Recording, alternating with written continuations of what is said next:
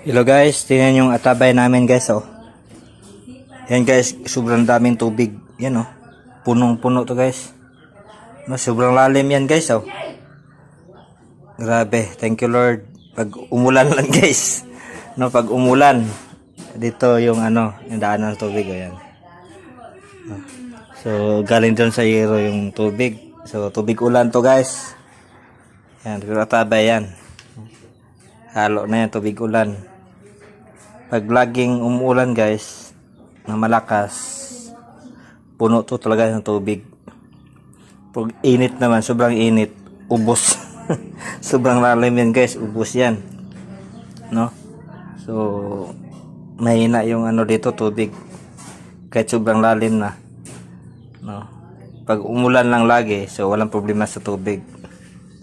Iyan ngayon laging umuulan, kaya yan, tingnan nyo guys, daming tubig oh.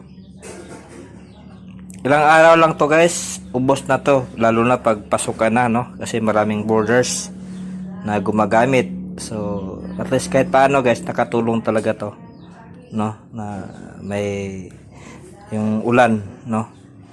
Kasi magagamit talaga, malaking tulong talaga yung ulan guys. Yan ito. Yan guys, maraming tubig. Thank you Lord. Dahil sa ulan, maraming tubig, hindi mahirapan.